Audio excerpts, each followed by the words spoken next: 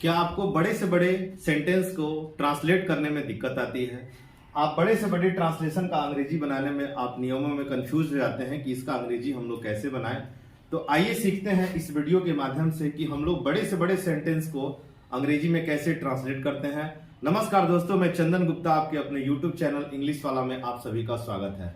दोस्तों, इस वीडियो के माध्यम से हम लोग ये सीखेंगे कि बड़े से बड़े सेंटेंस को बिल्कुल आसानी से कैसे हम लोग उसको अंग्रेजी में ट्रांसलेट करें। तो आइए सीखते हैं कि इसको कैसे बनाया जाता है, बड़े से बड़े वाक्यों का ट्रांसलेशन बनाना।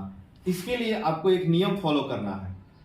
सबसे पहले सब्जेक्ट का प्रयोग करें, सबसे पहले सब्जेक्ट का प्रयोग करें, फिर वर्ब का प्रयोग करें। आपको जो भी वर्ब लगाना है वो टेंस के अनुसार लगाना पड़ेगा, जो भी वर्ब लगाना है वो टेंस के अनुसार लगाना पड़ेगा। उसके बाद बाकी शब्दों का अंग्रेजी पीछे से आगे की ओर करके लिखें। सबसे पहले आपको सब्जेक्ट लिखना है, उसके बाद आपको वर्ब लिखना है। जो भी वर्ब आप लिखिएगा वो टेंस के अनुसार लिखिएगा।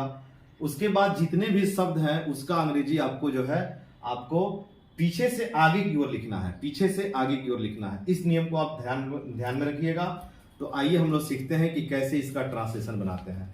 सबसे पहला सेंटेंस है कि मैं पायल टाकीज में अनीता के साथ एक फिल्म देखता हूं। ये आपका सेंटेंस हो गया।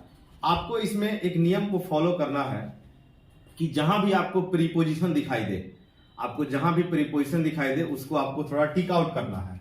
मैं पायल टाकीज में, इसमें मैं प्रीपोजिशन है। अनीता के साथ, इसमें के साथ प्रीपोजिशन है। दो जगह प्रीपोजिशन है। उसके बाद सबसे पहले आप बनाना शुरू करिए। मैं का अंग्रेजी आई हो गया। मैं फिल्म देखता हूं, यहां देखना वर्ब है और इसमें लास्ट में इसके अंत में ता है लगा हुआ है। तो आपको समझ में आ गया होगा कि ये सिंपल प्रेजेंट टेंस है। ये सिंपल प्रेजेंट टेंस है। सिंपल प्रेजेंट टेंस का बनाने का नियम होता है सब्जेक्ट V1 या V5 प्लस ऑब्जेक्ट, यानी आपको V1 या V5 लिखना है। तो मैं हो गया और इसके बाद ये वर्ब है। देखना का आपको अंग्रेजी लिखना है। तो आपके मन में सवाल आ रहा होगा कि देखना का तो बहुत सारा अंग्रेजी होता है। जैसे सामान्य देखना का अंग्रेजी सी होता है, सामान्य रूप से देखने का अंग्रेजी सी होता है। फिल्म देखने का अंग्रेजी वॉच होता है, फिल्म देखने का अंग्रेजी वॉच होता है। प्रयोगशाला में देखने का अंग्रेजी ऑब्जर्व होता है, प्रयोगशाला में देखने का अंग्रेजी ऑब्जर्व होता है। सपना में देखने का अंग्रेजी विजुलाइज होता है, सपना में देखने का अंग्रेजी विजुलाइज होता है। परीक्षा में देखने का अंग्रेजी इंस्पेक्ट होता है, परीक्षा में देखने का अंग्रेजी इंस्पेक्ट होता है। किसी को घूर करके देखना स्टेयर होता है, किसी को टकटकी लगाकर देखना गेज होता है। किसी को एक झलक में देखना ग्लांस होता है। किसी को बाहर से अंदर झांकना पियर होता है। किसी को अंदर से बाहर झांकना पिप होता है। तो आप इस तरह से देखना का बहुत सारा अंग्रेजी होता है। उसमें हम लोग फिल्म देखने के लिए लगाना है तो आपको वॉच लगाना पड़ेगा। आई वॉच, आई के साथ V1 हो गया। आई वॉच, मैं देखता हूं। और इसके बाद जितना भी शब्द है ना, सब का अंग्रेजी पीछे से आगे की ओर बनाना है। तो देखिए, सब्जेक्ट हो गया, वर्ब हो गया, सब्जेक्ट हो गया, वर्ब हो गया। उसके बाद हम लोग लिखेंगे एक फिल्म, इसका अंग्रेजी आई वॉच अ मूवी, ये हो गया। उसके बाद हमको लिखना है अनीता के साथ, इसका अंग्रेजी के साथ का अंग्रेजी होता है विथ। उसके बाद लिखाएगा अनीता, अनीता। उसके बाद हमको लिखना है पायल टाकीज में, तो में का अंग्रेजी आपको लिखना पड़ेगा। ये प्रीपोजिशन है। प्रीपोजिशन का नियम होता है कि हिंदी में जिसके बाद आता है, हिंदी में जिसके बाद आता है अंग्रेजी में उसके पहले हो जाता है। हिंदी में जिसके बाद आता है अंग्रेजी में उसके पहले हो जाता है। तो में का अंग्रेजी हो जाएगा इन, इन। उसके बाद पायल टाकीज में, in the Payal talkies, TALKIES। ये ट्रांसलेशन बन चुका है। तो आप लोग देखें कि सबसे पहले आपको सब्जेक्ट लिखना है, फिर आपको वर्ब लिखना है मैं देखता हूं। उसके बाद फिल्म का अंग्रेजी और मूवी, अनीता के साथ का अंग्रेजी, फिर उसके बाद पायल टाकीज में का अंग्रेजी। तो सबसे पहले आपको सब्जेक्ट, फिर उसके बाद वर्ब लिखना है। उसके बाद जितना भी एक्स्ट्रा शब्द होगा ना, सब का अंग्रेजी पीछे से आगे की ओर बनाते आना है। आइए और भी ट्रांसलेशन में हम लोग सीखते हैं कि इसको कैसे बनाया जाए। वह गांव में होली के अवसर पर मिठाई बांटता है। तो सबसे पहले हमको सब्जेक्ट लिखना है और तब उसके बाद वर्ब लिखना है और उसके बाद जितने भी शब्द हैं सबको पीछे से आगे की ओर ले आएंगे। वह का अंग्रेजी ही होता है। वह बांटता है, ये भी सिंपल प्रेजेंट टेंस का है। अगर आपको टेंस की जानकारी है तो आपको पता होगा ये सिंपल प्रेजेंट टेंस का है। आप टेंस का वीडियो हमारे डिस्क्रिप्शन में देख सकते हैं कि वहां पे टोटल टेंस को 12 प्रकार का टेंस कैसे पहचानते हैं, कैसे बनाते हैं, 2 पार्ट में वीडियो है, जरूर उसको देख लीजिएगा, आपका टेंस का कंफ्यूजन दूर हो जाएगा। वह बांटता है तो ही के साथ आपको V5 लिखना पड़ेगा। डिस्ट्रीब्यूट्स, DISTRIBUTES, डिस्ट्रीब्यूट्स हो गया, वह बांटता है। अब देखिए, अब जितना भी अंग्रेजी है, जितने भी शब्द है, सबका अंग्रेजी पीछे से लिखेंगे। मिठाई, वह बांटता है, ये हो गया। अब आपको अंग्रेजी पीछे से आगे की ओर चलना है। स्वीट्स, ही डिस्ट्रीब्यूट्स स्वीट्स, आपको प्रीपोजिशन पहचानना है। इसमें पर जो शब्द है ये प्रीपोजिशन है, इसमें के जो शब्द है प्रीपोजिशन है, इसमें में जो शब्द है वो प्रीपोजिशन है। तो आपको पीछे से आगे की ओर चलना है। पर का अंग्रेजी ऑन हो गया। अवसर का अंग्रेजी द ओकेजन, OCCASION, ओकेजन।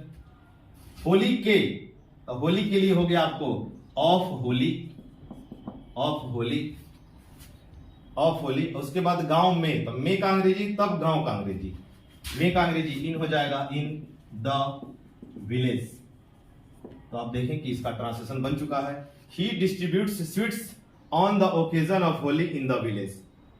आपको अंग्रेजी पीछे से आगे की ओर चलना है। सबसे पहले हमने लिखा हुआ बांटता है, उसके बाद मिठाई का अंग्रेजी, उसके बाद अवसर पर का अंग्रेजी, उसके बाद होली के अंग्रेजी, उसके बाद गांव में का अंग्रेजी। सब पीछे से आगे की ओर चलना है। आइए एक और सेंटेंस में सीखते हैं। हम लोग सब्जेक्ट है, हम लोग मनाते हैं, ये भी सिंपल प्रेजेंट टेंस है।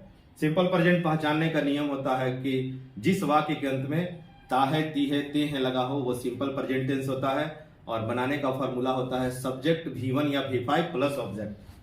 हम लोग मनाते हैं वी, और वी के साथ V1 होता है सेलिब्रेट, वी सेलिब्रेट, हम लोग मनाते हैं। अब देखिए, हम लोग मनाते हैं ये लिख चुके हैं। उसके बाद आपको होली का अंग्रेजी लिखना है, वी सेलिब्रेट होली। उसके बाद धूमधाम से का अंग्रेजी लिखना है, धूमधाम से, वी सेलिब्रेट होली। धूमधाम का अंग्रेजी पॉम्पेसली होता है, POMPOUSLY, पॉम्पेसली। धूमधाम से हो गया, इसमें LY लगा है, ये धूमधाम से हो गया, ये हो गया। उसके बाद महीने में, इसका अंग्रेजी आपको लिखना है, मे का अंग्रेजी इन हो जाएगा, इन द मंथ। फिर उसके बाद हम लोग मार्च के, का के की का अंग्रेजी ऑफ होता है, इन द मंथ ऑफ। और उसके बाद तब मार्च का अंग्रेजी, in the month of March. तो आप इसमें देखें कि सेम वही नियम हम अपनाए हैं कि सबसे पहले हम लोग मनाते हैं, उसके बाद होली का अंग्रेजी, उसके बाद धूमधाम से का अंग्रेजी, उसके बाद महीने में का अंग्रेजी, उसके बाद मार्च के। पीछे से आगे की ओर आपको बनाना है। आइए अगले सेंटेंस में भी सीखते हैं। वह सब्जेक्ट है, वह गाता है, ये भी सिंपल प्रेजेंट है तो इसका अंग्रेजी बनेगा ही सिंग्स। उसके बाद आपको अंग्रेजी पीछे से आगे की ओर चलना है। क्या गाता है, तो गीत गाता है, ही सिंग्स अ सॉन्ग। इसमें पर प्रीपोजिशन है, के सामने प्रीपोजिशन है, गांव में प्रीपोजिशन है। तो सबसे पहले आपको प्रीपोजिशन पहचानना है और अंग्रेजी पीछे से आगे की ओर जाना है। आपको पता है कि वह गाता, ये लिख दिए। उसके बाद गीत का भी अंग्रेजी हो गया। मंच पर, तो पर का अंग्रेजी ऑन होता है, मंच का अंग्रेजी द स्टेज। आप आर्टिकल के वीडियो में पढ़ेंगे कि कहां पे हमको द लगाना है, कहां पे द नहीं लगाना है, ये आर्टिकल के वीडियो में आप पढ़िएगा। He sings a songs on the stage, ये हो गया। उसके बाद के सामने, इसका अंग्रेजी लिखना है, तब महल का अंग्रेजी लिखना है। के सामने का 2 अंग्रेजी होता है, एक होता है इन फ्रंट ऑफ और एक होता है बिफोर। अगर आपके सामने कोई सजीव बैठा है, कोई व्यक्ति बैठा है, कोई इंसान बैठा है, तो आपका अंग्रेजी के सामने का अंग्रेजी बिफोर होगा। लेकिन अगर आपके सामने निर्जीव है तो आपको इन फ्रंट ऑफ लगाना है। जैसे एक एग्जांपल, मेरे घर के सामने एक मंदिर है, मेरे घर के सामने एक मंदिर है, तो मंदिर तो आदमी में नहीं आएगा, मंदिर वस्तु में आएगा। तो इसका अंग्रेजी होगा there is a temple in front of my house, there is a temple in front of my house. तो सामने अगर वस्तु हो, निर्जीव हो, तो इन फ्रंट ऑफ लगाना है, और सामने सजीव हो, व्यक्ति हो, तो आपको बिफोर लगाना है। इसमें महल के सामने, इसमें इन फ्रंट ऑफ लगेगा। He sings a song on the stage in front of